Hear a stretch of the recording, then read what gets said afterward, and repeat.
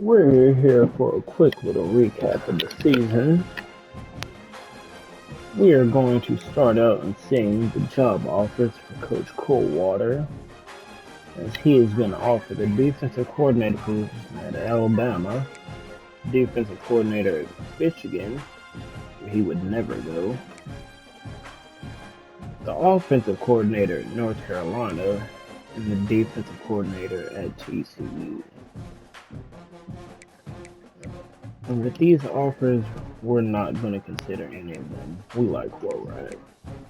Go ahead and jump into National Signing Day.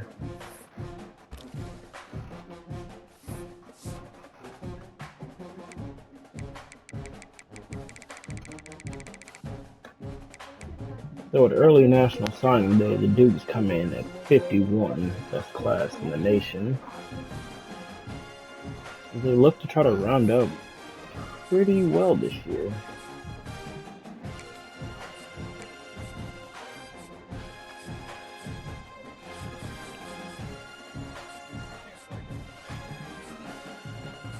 Quite a few guys that we're close to locking up commitments from that are on the board, as we will try to get them in the off season.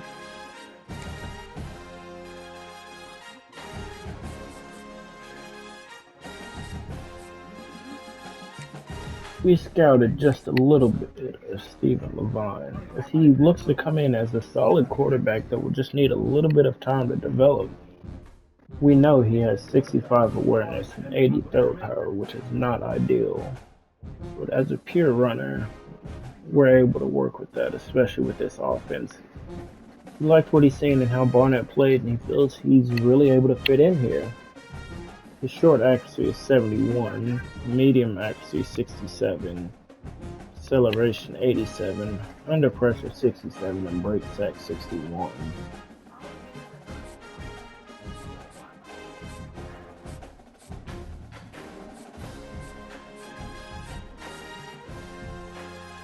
Another commit that we scouted a bit of was John Pena, who we know for sure comes into campus with 75 juke rate and normal development.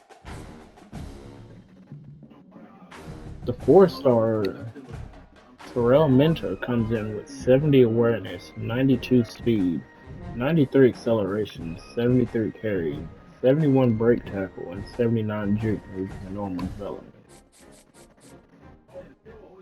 The tackle that we lost out onto on Washington, turns out he has impact development.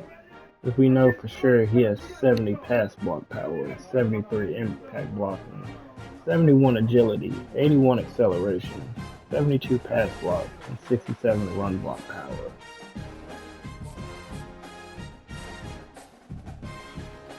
The 3-star center area power comes in as an impact development.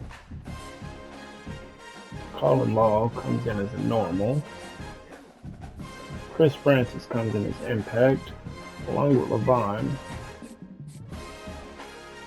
Goodrich, the 3-star physical receiver out of Starville, Pennsylvania, comes in with impact. And Kevin Jewell comes in with normal.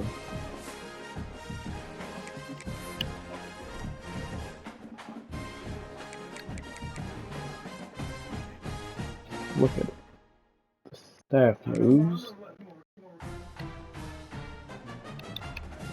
Georgia Tech's coach Brett Key is going to the NFL after Georgia Tech's playoff run. Lincoln Riley has been fired from USC. Brian Kelly has been fired from USC. Matt Rule, Sonny Dykes, Mike Elko have all been fired. It's Trent Bray, the head coach from Oregon State, is going to the NFL. The defensive coordinator. Offensive coordinator Ralph Patterson from Mississippi State is retired, along with Casey Killer, Temple's head coach. Mark Stoops has been fired after the abysmal season at UK they had. After 1 year, Ryan Carty has been fired from Delaware. Kalen DeBoer and Sharon Moore both get the boot from their respective programs after a disappointing season where Alabama was not able to reach bowl eligibility. Same with pitching. Trent Dilfer has also been fired from UAB after going 9-27 in his career. There. The fake Bill Belichick goes back to the NFL.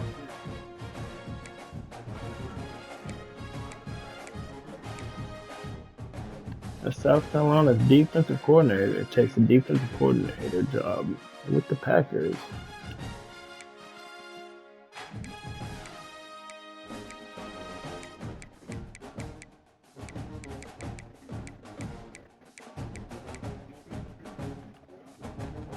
That is all the surprising firings. Let's go to look at our own staff.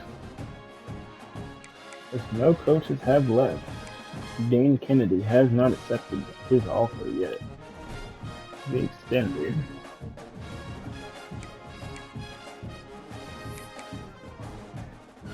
We round out and check the top 25 at the end of the year. SMU is the number 1 team. The Ohio State falls to 2 after winning the Big Ten. Arkansas comes in at 3. Georgia Tech 4. Cincinnati 5 after winning the Big 12. Duke falls to 6 after a loss to SMU. Florida State moves up a spot at 7. Louisville also moves up a spot at 8. Utah falls down 3 spots to 9 after a loss to Cincinnati. James Madison comes in at 10. Texas Tech comes in at 11. And Oklahoma State sneaks in at 12.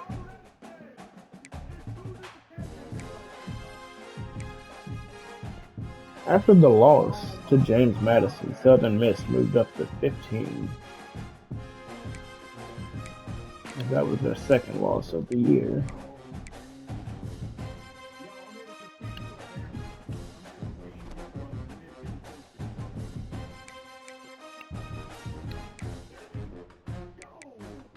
The playoff bracket. A 12 versus 5 matchup of Oklahoma State versus Cincinnati. A 9 versus 8 matchup of Utah and Louisville. A 6 and 11 matchup of Duke and Texas Tech. And a 7-10 matchup of Florida State James Madison. The top 4 seeds in order: SMU, Ohio State, Arkansas, and Georgia Tech.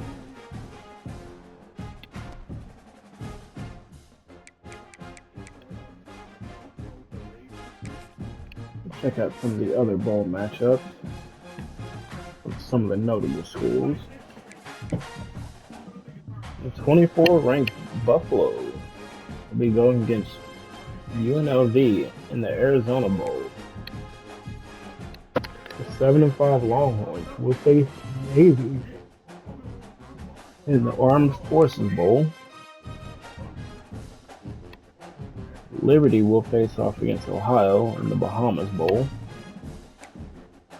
Mississippi State and the University of Miami will face off in the Birmingham Bowl. Our Sun Belt opponent, Old Dominion, will face off against Middle Tennessee State in the Boca Raton Bowl. We have a 13 and 14 matchup between Wisconsin and Auburn in the Citrus Bowl.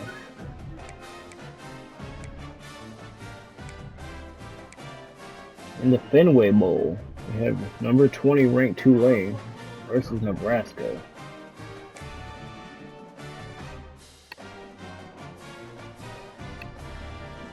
In the First Responders Bowl, we have 17th ranked Memphis versus another Sun Belt opponent we face, Georgia State. In the Game of Bus Sports Bowl, we have 7-5 Pittsburgh versus 10-3 Bowling Green. In the Gasparilla Bowl, it will be Virginia versus Georgia. In the Gator Bowl, a 6-6 Vandy team versus the 8-5 Army team. The Independence Bowl, we have UTEP and Kansas.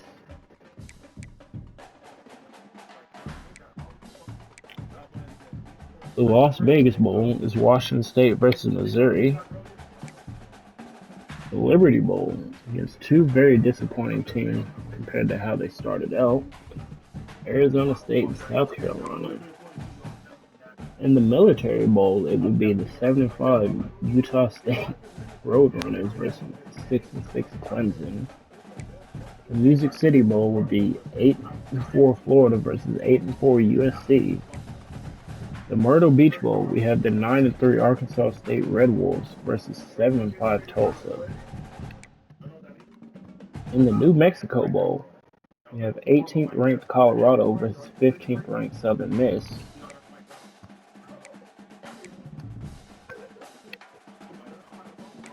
In the Rate Bowl, we have Houston and Michigan State. The ReliaQuest Bowl, Indiana and Oklahoma. And in the Texas Bowl, we have 19th ranked Texas A&M versus Baylor, an old Big 12 matchup. Move on to the All-Americans for the year in conference.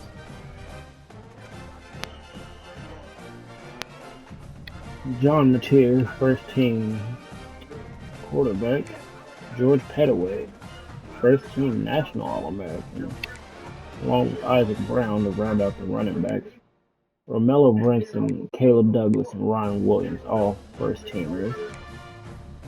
Jack Andrews from Texas is the first tight end. Carter Smith from Indiana comes in at tackle. Left guard, we have Oluwegwe Iwanu from Penn State. Center, Bryce Foster from Kansas. Right guard, Armaj Reed Edwards from Texas A&M. And right tackle, Blake Miller from Clemson. On the defensive side of the ball, we have David Bailey from Texas Tech and Ruben Bain Jr. at ends. Then the D tackle spots, Chris McClellan from Missouri and Denzel Lowry from Louisville. Behind them would be Rasheem Biles from Pittsburgh, Alexander Kilgore from SMU, and Kyle Lewis from Pitt. In the DB room, Chandler Rivers from Duke, Elijah Davis from Utah, Caleb Downs from The Ohio State University, and Ken Willis from James Madison. Special teamers would be Abraham Murray and John Hoyt Chance to round up the first team. Second team, Braylon Braxton from Southern Miss, along with Tyree Walker and Jonah Coleman as running backs. For the receivers, he has Elijah Metcalf from Southern Mississippi State, Omega Blake from Arkansas, and Isaiah Satanga from Oklahoma. At tight end, he has Khalil Brantley as weapons. Offensive line, the second team, is Isaiah Ward from Oregon, Caden Green from Missouri, Logan Jones from Iowa, Charles Johnson from Notre Dame, and Elijah Pritchett from Nebraska. At D ends, there's Mikael Kamara, Derek Moore, and Edric Houston. Behind them, and Aaron Groves, sorry. Behind them, it's Ethan Powell from San Jose State, Drake Bowen from Notre Dame, and Eric Gentry from USC. DB room is Leonard Moore from Notre Dame, Colin Wright, Stanford, P. Whitley, Penn State, Brandon Fournette from Vanderbilt. The special teamers on the second team are Stephen Rusnick from Cincinnati and Taven Houston. And the freshman All-Americans, there shouldn't really be any Dukes, but we'll look just to see if there is before we head to the Sun Belt. We look at the Sun Belt All-Americans. This is the first team offense. Braylon Braxton from Southern Miss, George Pettaway from James Madison, Connie Roberts from App State, Elijah Metcalf, Southern Miss, Nathan Anderson, Texas State, Tyshawn Chapman, Southern Miss, Logan Call, James Madison, Jordan Davis, South Alabama, Carter Sweezy, James Madison, Chance Carroll, Georgia Southern, Jax Harrington, Louisville. Jamar Jackson, App State. Xavier Holmes, James Madison. Jamon Tapp, Southern Miss. Emmanuel Bush, James Madison. Chris Bodie, Arkansas State. Jalen Studio, James Madison. Luke Murphy, Coastal Carolina. Jaden Duggar, Louisiana. Marvay Myers Glover, Marshall. Curly Reed III, Louisiana. A.G. McPhee, Arkansas State. Ken Willis, James Madison. Clune Van Adel and Evan Crenshaw round out the first campus. The only Duke on the second team appears to be Josh Toner, the left guard, along with Gannon Weathersby, the junior will linebacker.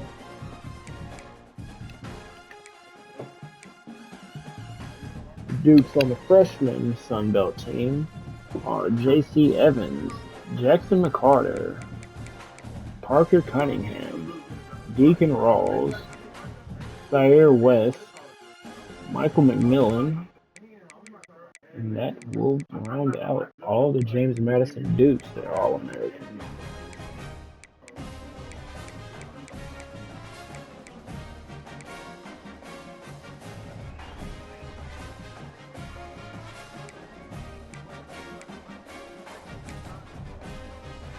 We'll do a statistical recap for the season. Barnett ends the year in 13 games played, 222 completions out of 340 attempts for 65 completion percentage, just a hair over 3,000 yards, but he has 28 passing touchdowns and 14 picks.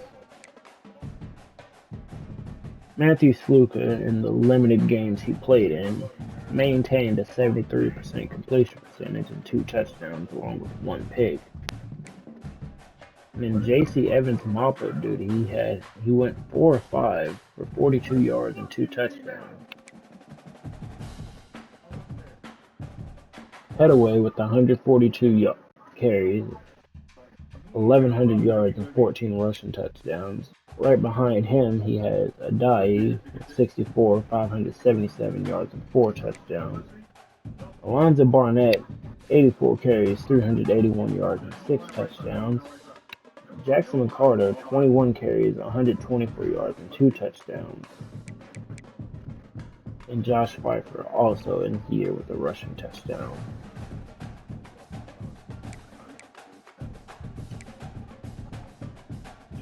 The leading receiver for the Dukes was Logan Call with 60 receptions, 887 receiving yards, and 4 touchdowns. Isaiah Alston ended the year with 37 catches, 539 yards, and 6 touchdowns. Headaway ended it with 29 for 510 yards and 6 touchdowns. Nick DeGennaro, 31 catches, 377 yards, and 5 touchdowns. Jalen Sanchez, 30 receptions, 364 yards, and 4 touchdowns. Curry Barber, 12 for 173 and 2. Josh Pfeiffer, 15, 151 and 1.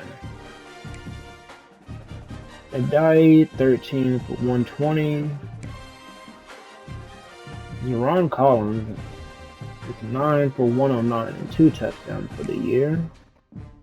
Landon Ellis had 1 catch for 41 yards and a touchdown. Lakota Dupree, 3 for 32 and a touchdown. And Joby Mallory finished the year with 2 receptions for 12 yards.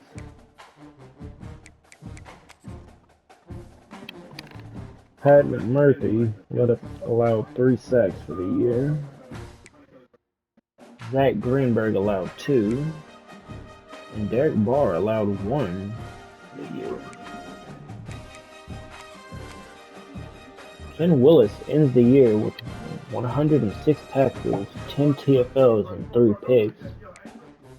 Jacob Thomas ends the year with 99, 11 TFLs, and no picks. Trent Hendricks ended the year with 65, 9 TFLs, and half a sack.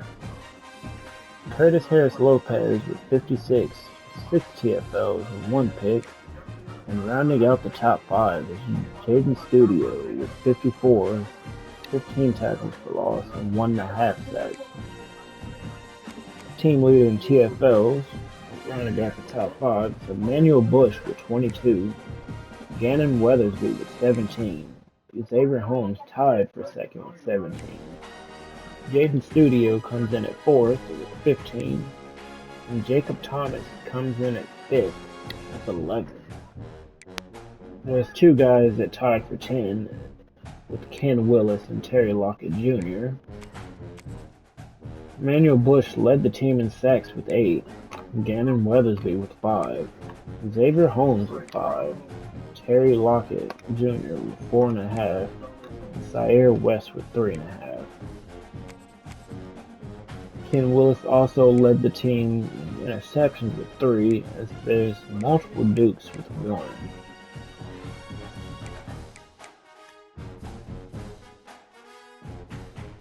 Braden Wolowski ended the year with 600 kick return yards and no touchdowns. He also ended the year with 236 punt return yards and no touchdowns. Hunter didn't get much of a chance to punt, and he had 8 punts for the year for 275 yards. Christian Rosa went 9 for 11 for the year with 81% field goal percentage. His longest made of the year was 47. He did complete all 62 extra points he attempted this year.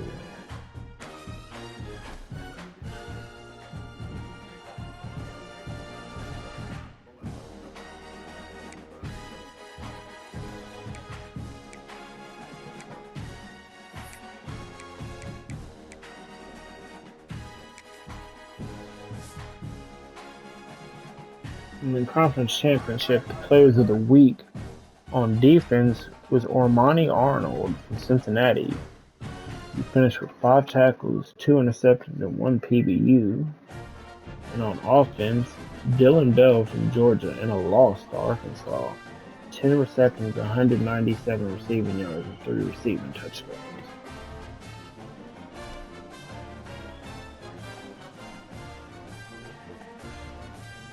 And with that, we will upgrade our coach and move on. When we come back with the next episode, we will be back and we will face Florida State. If there's any playoff games you would like to see between the playoff and top 4 next week, just let me know and I will sit here and watch it with you all.